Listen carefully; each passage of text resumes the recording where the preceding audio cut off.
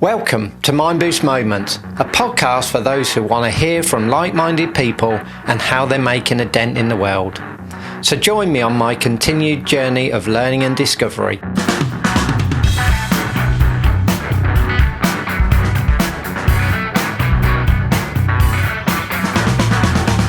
This week we dive into the world of internal comms and employee engagement with a bundle of energy that is Laura Mason-Byers, Head of Employee Engagement and Internal Comms at Norton Motorcycles. With nearly 20 years of experience in both internal and external comms, Laura shares unique insights into the art of storytelling, the pivotal role of employee engagement and the evolving trend of workplace wellbeing.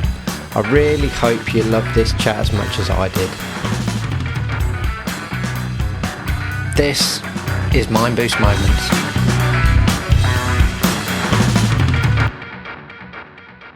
I'm Laura. I work in internal communications. So I am the head of internal communications and employee engagement at Norton Motorcycles. I have worked in communications, internal and external, for the last nearly 20 years. So I'm communications through and through.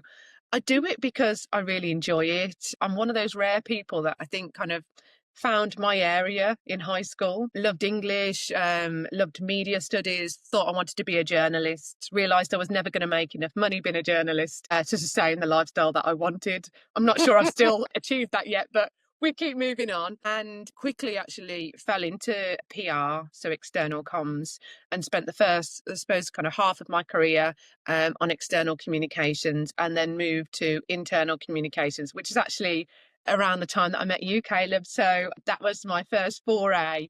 A very similar skill set, but actually, I suppose a lot more of a captive audience when you're talking about internal communications, and a lot more of an opportunity to get to know your audience, how they work and communicate, quite, I want to say more effectively. I don't want to kind of dumb down the PR, but you have got more of an opportunity to engage with your audience and understand them better and tailor the comms more towards their preferences and requirements.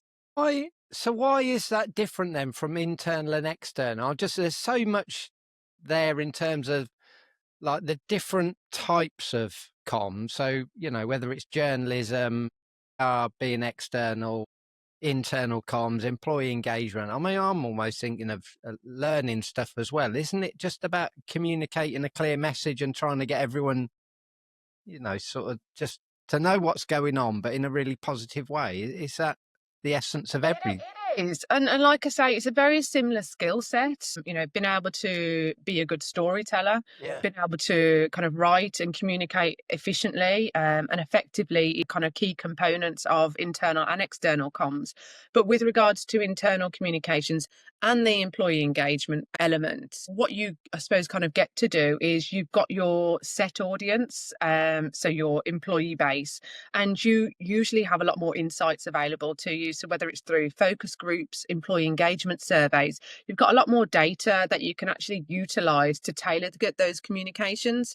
With external, I've worked in different external comms industries, but I previously worked for a PR and communications agency, and we were working in travel PR. So you'd kind of push out you draft your press release and you'd push it out to the media, and you might target consumer press, you might target the trade. So you do have those different demographics, but ultimately you're putting it out there and hoping that somebody picks it up. And it's not just, kind of put out there and thinking, somebody please, kind of feature this. You'd follow it up with calls. You'd start to make those relationships. But ultimately, you could be talking with a travel editor one day. You might be speaking with somebody from, taking somebody on a press trip that's from a completely different department, doesn't work in travel. So the relationships were probably not as nuanced and not as tight as the ones that you're able to really kind of form and hone in on when you're talking about internal communications. And I suppose you get immediate feedback as well from your internal, team members, colleagues, whether things Good are or right bad. or good or bad. Yeah. And I suppose it's flexing. But I suppose that's the benefit really, is being able to flex or adapt really quickly or needing to. Yeah. And I suppose with external comms, the PR stuff, you sort of think it's landed, but you might not never know. Well, you might never know, or you might know with a bit of a lag, and everything's a bit slower. Yeah, definitely. You can't, I suppose you don't have that two-way communication in the same way that you do with your internal Yeah, comms. And you almost kind of, there's a lot of hope and a lot of wishing yeah, from a lot of PRs out there that, kind of one of the nationals picks up your story, or, kind of the right person wants to feature it. It goes into the right publication. You don't have any control over, the size of, the article that might be produced as a result. It's just a lot looser, I suppose. So, that sounds like yeah. sales and marketing as well. So when you think about employee engagement as well, so what are the trends that you're seeing at the minute in employee engagement, or what's needed, what you're getting from your team members in terms of feedback, and like, you don't have to tell the story of what's going on in particular business. I'm just Yeah. interested in what trends you're seeing. Oh, that's fine. So I think the thing with employee engagement is it's a really hard, I suppose, kind of role responsibility to define, because actually we're all, kind of everybody that's a line manager, for example, is responsible for employee engagement. Yeah. Employee engagement really revolves around the experience that employees have when they come into the workplace, and that they have working for you as a manager and working for a business as an organization. So everybody has a responsibility when it comes to employee engagement, but some people need more, I suppose, kind of hone in and help than others. And I suppose the big trends at the moment with regards to employee engagement often, I suppose, kind of traverse over other areas, because it's a really hard one to put into a box. But well-being, employee well-being, is a real big hot topic, and it's been, kind of widely spoken about and I suppose supported over the last few years. This is nothing new, but very much around kind of mental well-being for employees. I think kind of the provisions that I suppose kind of employers put in place to be able to support all of their employees, regardless of their background, in making them feel as comfortable and have the right work-life balance as possible that kind of suits their own needs and requirements. And do you I mean, again, I don't want this to be a loaded question or just to specifically where you are, but do you think some organisations are doing that because they feel they need to and they want to compete with other organisations? Or, are there a genuine, we really want to help people, we want to make sure that their lives are rewarding, and, we care for people because we are heartfelt people in our business? I think that comes down to, it's a simple answer. It comes down to the leader, the Mhm. single leader of the organization, their influence and what their own thoughts and opinions are on this. With regards to well-being, it's a really good one to kind of differentiate yourself from competitors out there. There's no doubt about that. If you're offering the same salary as the next organisation, the same opportunities, but you, for example, can provide a greater, kind of working from home, flexibility than maybe the other organisation, kind of organisation A is going to win kind of hands down and be able Yeah. to captivate that candidate.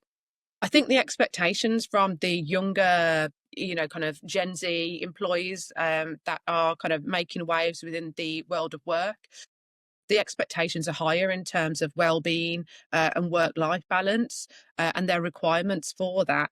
And actually, as we see them kind of move up through the ranks and move through their working lives, I think it's going to become more of the norm in terms of what the offering is from different employers, and they start to become more influential within the organisations and have that voice where they can influence actually what does employee well-being look like for our organisation.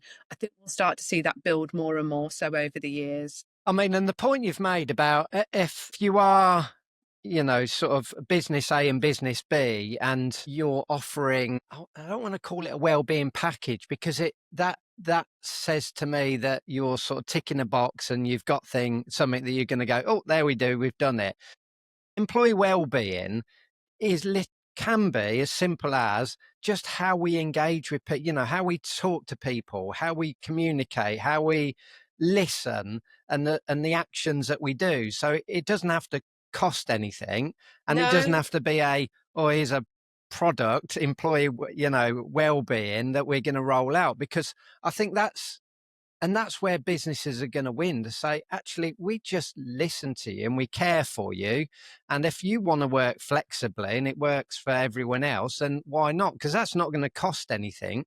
But if all of a sudden that means, you're at home in the morning till 10 o'clock because you can, take your kids to school and that you can there to pick them up, or, any manner of different lifestyle, it's just flexing around that. Absolutely. People are going to go, I want to work in that place where I know I'm looked after and I'm cared for. That can sacrifice a piece of salary as well then. So it's actually completely It cost can. neutral.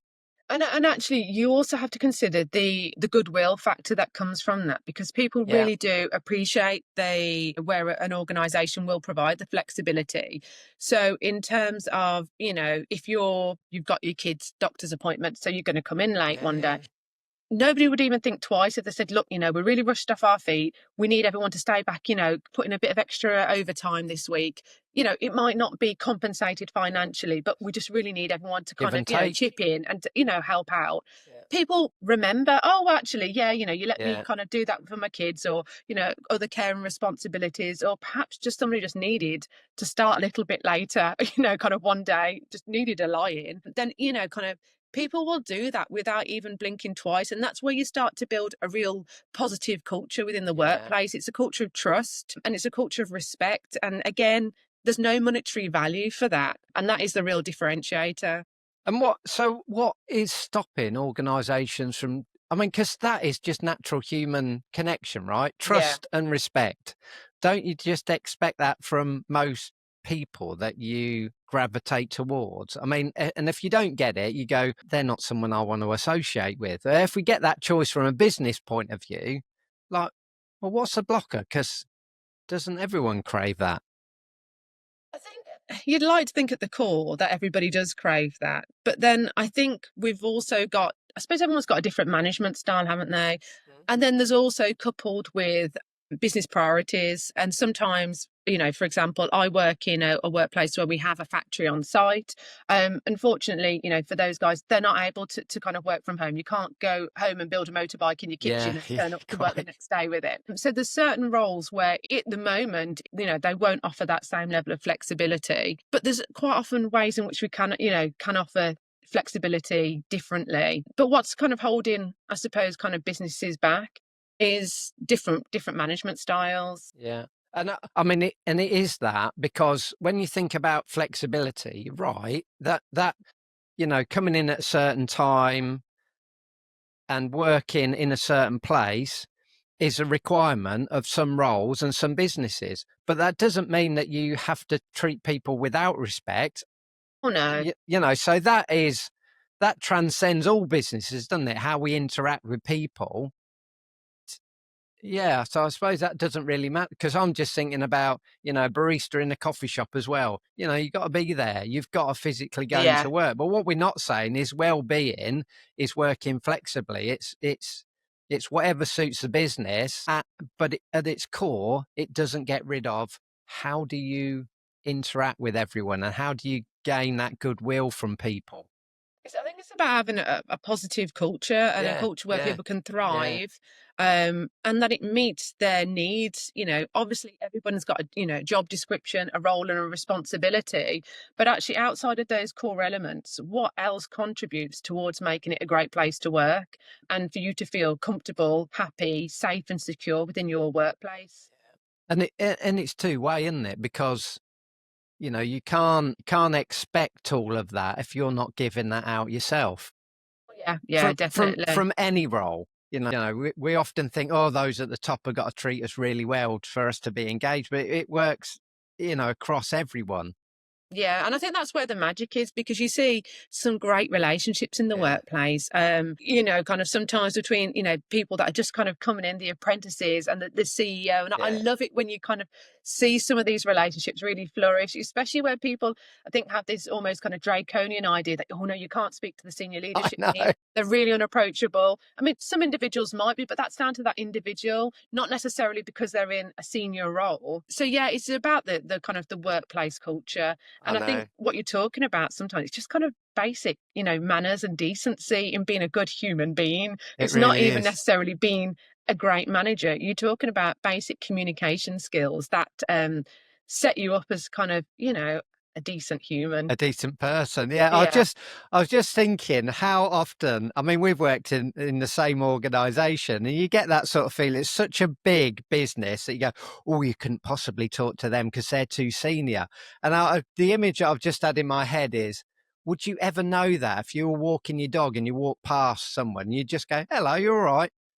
Like, you wouldn't walk past and go, you just spoke to me. You can't speak to me. I'm the CEO of a Yeah. business, you know. You go, okay, mate, I don't care. You're just walking your dog the same as me.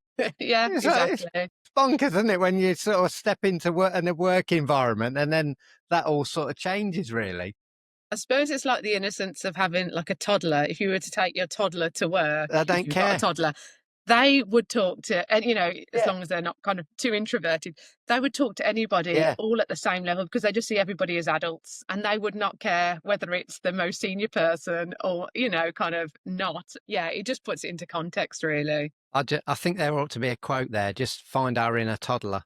I'd have a tantrum mid meltdown Yeah. during the middle of the day. I'll tell you what I'd be really good at. It's nap time now. Yeah, I'd be really good if I don't get my lunch on time. Come on. Got to eat. I get hungry if I don't eat. Yeah. Oh, I can't wait for this. So I asked you a couple of questions before we, in our green room, which, like the first one, what excites you? What makes you fizz? What gets you out of bed every day? Yeah. I think the one thing that really excites me, and the reason I do what I do, is because I like to be part of making everybody's experience in the workplace better. We spend over a third of our lifetimes working at work. And yeah, you can kind of go anywhere and do a job, but actually, I suppose I see my role as a bit of a support function in terms of trying to elevate that experience and listen to our people and make it a better place to work. So people are happier, more productive, more confident in the workplace. So yeah, that's what kind of gets me up in the mornings, kind of makes me kind of want to go in and do a good job. And when you do, I mean, not everything's, kind of glossy and glamorous, but when I do, for example, in my current role, I do an event called the Summer Social, which is a big summer event that I do once a year where employees can bring their friends and family on site, bring in a load of food vendors, lots of entertainment and activities, have stunt guys come in and do some, kind of Wow. things on the bikes. People can go on simulators of the bikes. They can do factory tours. It's just a really nice day where people are proud to kind of work for the organisation. They're proud to bring their family and friends and show it off. And it's really good fun. And that's probably the highlight of my year since I've been at Norton over the last few years. And it's the feedback that I get from people. Somebody told me that their child took the first steps in the building last Wow. year. Friends and family come along and they're amazed because it's not often that you actually get to bring your friends and family to a workplace, No. and especially one as, I suppose, kind of as complex and different as a, kind of a motorcycle manufacturer where you can see the bikes, kind of in motion being Yeah. made. It's really insightful, and to kind of get that feedback and see the reactions is such a lovely, heartwarming part of my role. I think it's about, I mean, that works two ways, doesn't it? Because if you're a parent and you get to bring your child into your workplace, there's an element of pride that's radiating, that's coming out to go, this is where I work, this is what we do, this is where the magic happens. Yeah. And so, that has got to be, that shining light to go, this is not a bad place to work if people are coming in and showing their kids around, because you're quite protective of your kids and the environment that you take them to and the people that you Oh, definitely. Yeah. introduce them to.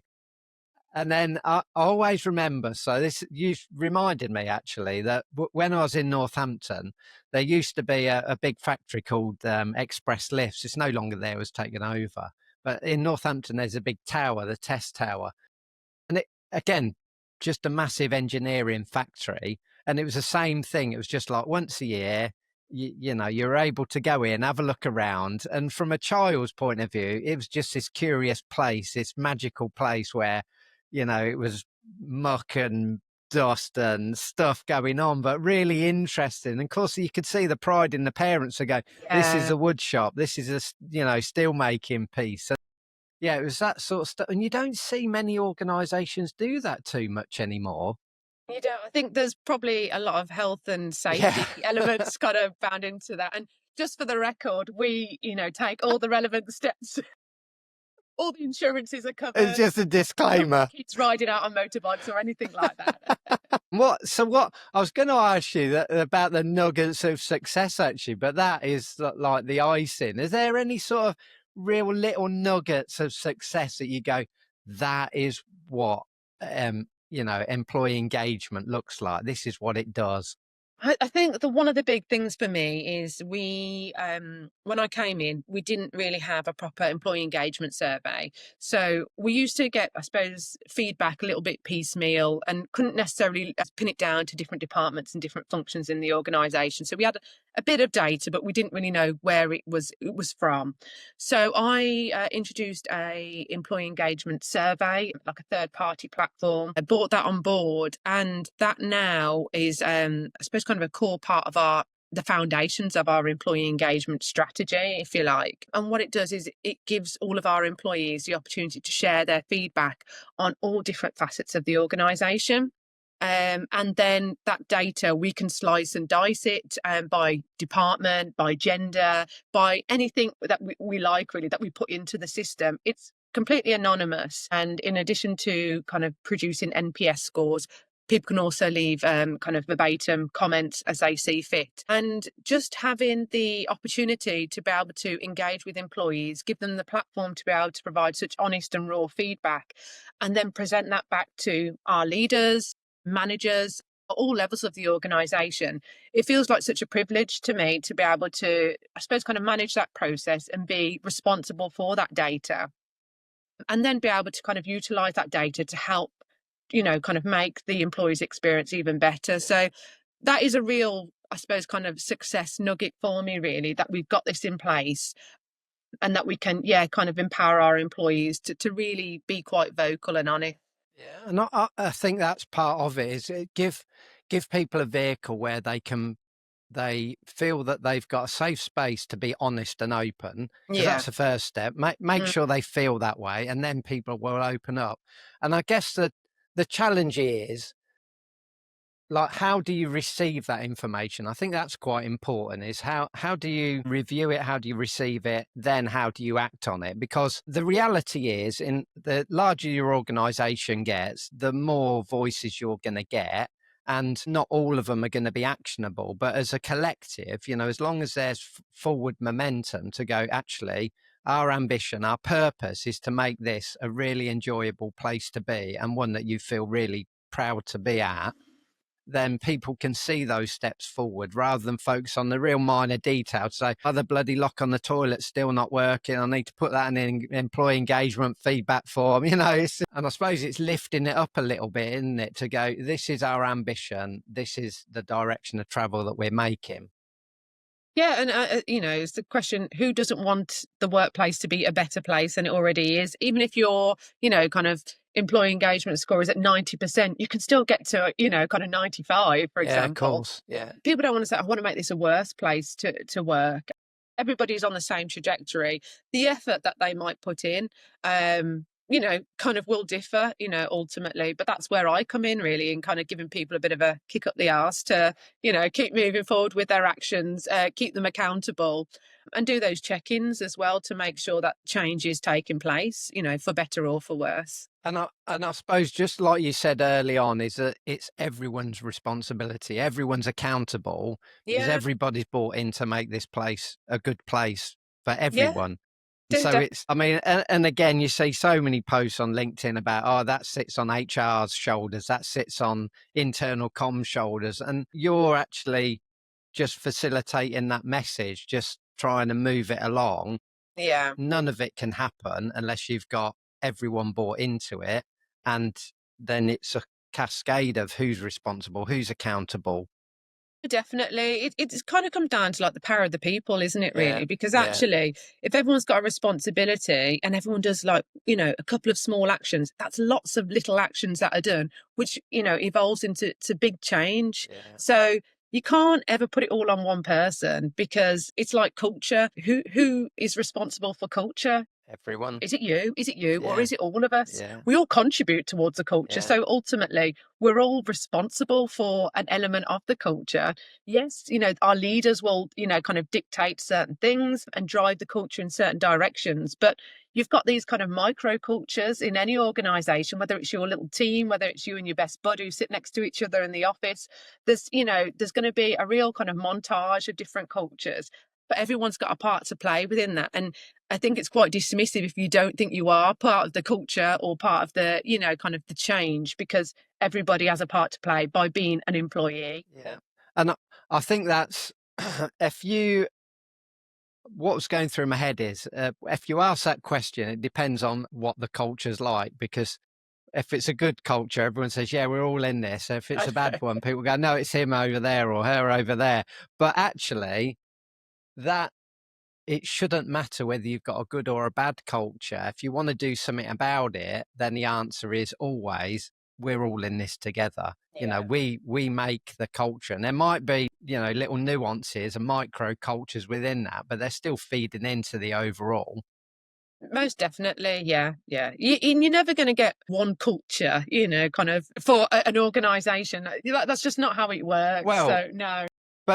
But then that's counterintuitive to diversity across your business anyway. So you do want, almost those micro cultures, as long as they're a positive one and not harming anybody, then you want that diversity, don't you? Else, Of course. you're just producing robots.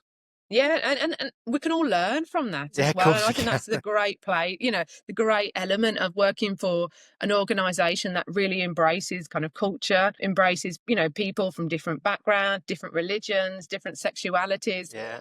It's a real, I suppose, kind of unusual place work in terms of there might, kind of you come together as a group of people, all from different backgrounds, maybe from different geographies, and you're constantly learning off each other. It might be a real simple thing as such as, what do you call a bread roll? Yeah. Is it a carb? Is it a batch? Is it a bread roll? But actually just understanding, kind of all those different cultures and all the different words for one simple item is a great opportunity to kind of push yourself and keep learning in the non-traditional sense. So I think, kind of you come together, people that you might not never usually be friends with. It might be people that you wouldn't usually talk to, but you kind of almost forced together. And I think there's real beauty in that, especially when you start to see some real kind of friendships and social elements happening outside of the workplace. What I like about that reference as well is that as long as you stay curious. So why do you call it a cob? Like, that's the first thing. Why do you call it that? And what's the difference? And then the next step is, can we try one? Can we see what the difference is? I'm just thinking about all the different cuisine. Like, yeah, can we try it? Can we have it? Bring it in tomorrow. I want What's to your sample favourite filling? Yeah. Come on, bring them in. Let's have a party. I like it. The other question that I had for you is, what do you think your superpower is? Or what do others think your superpower is?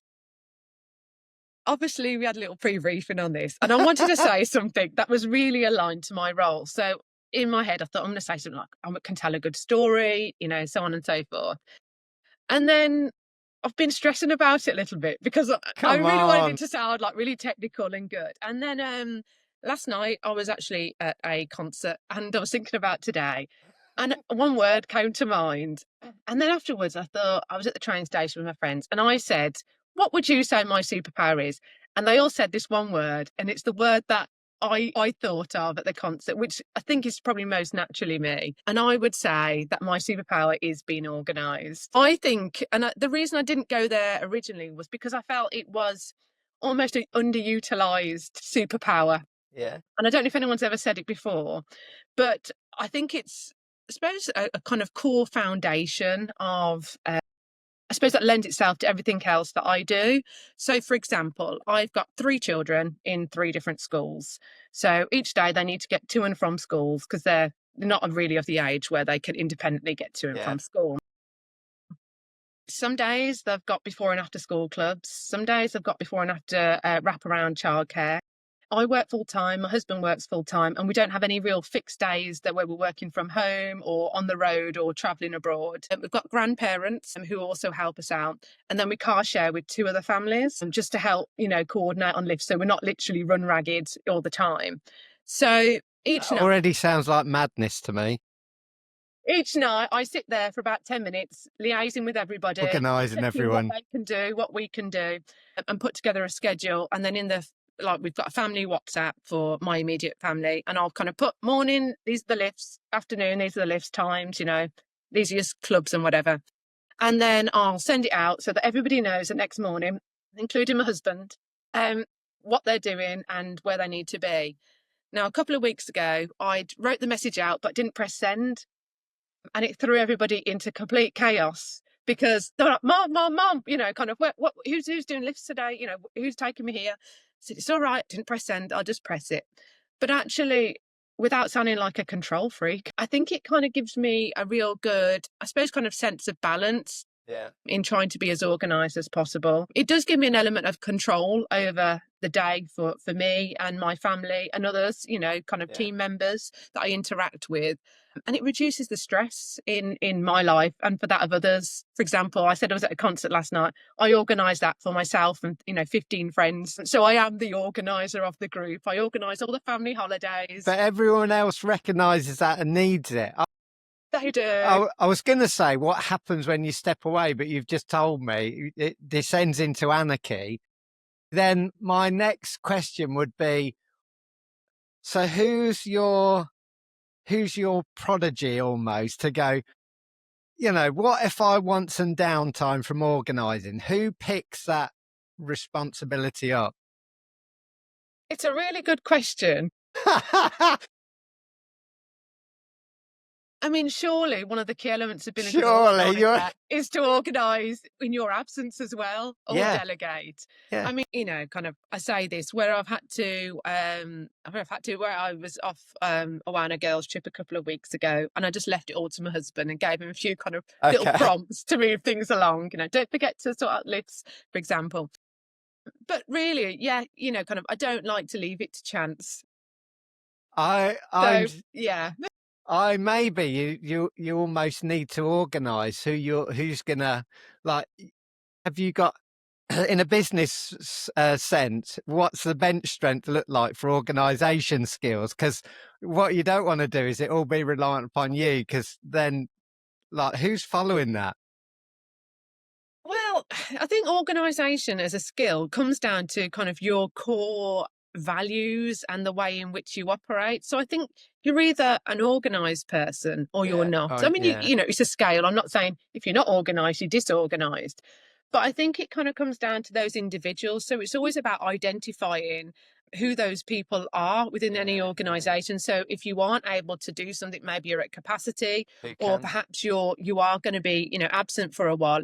It's finding those other champions within an organisation that can step in and support during those times when you're unable to fulfil your organisational duties. You know what? I was just thinking though, we had a conversation yesterday about all the work that needs doing. I sort of, based on my experiences of being involved in a coach, I said to her, stop thinking about what you need to do and think about who you need to do it.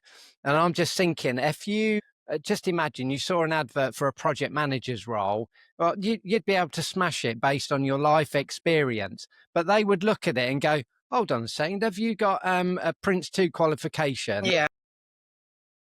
I don't know. You perhaps say, no, I haven't. And they go, oh, that's no good for us then. But you go, based on actually having 3 kids, a mad life, and a husband, and lots of friends that I need to organise, I could do this with my eyes closed, and I've actually got the desire to do it because I really enjoy organising.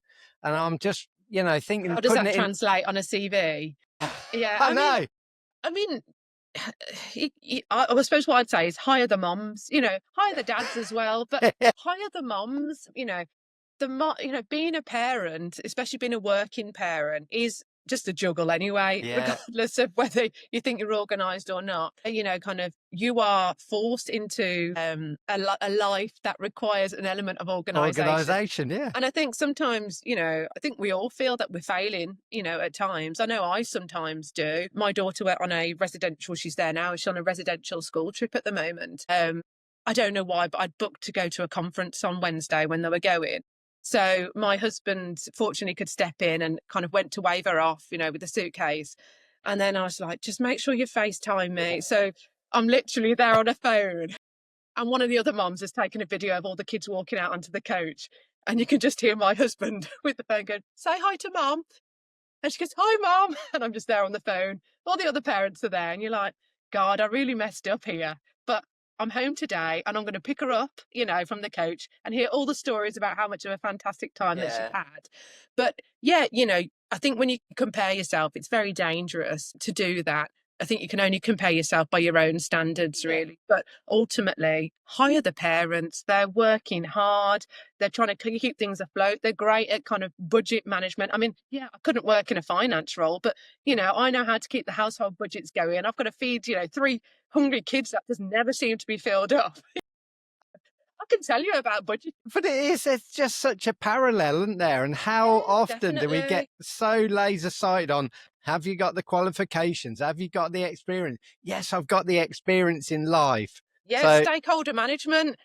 I've got a teenage daughter. Don't even talk to me about stakeholder management. I mean, I thought the toddler years were tough, but this is nothing. Yeah.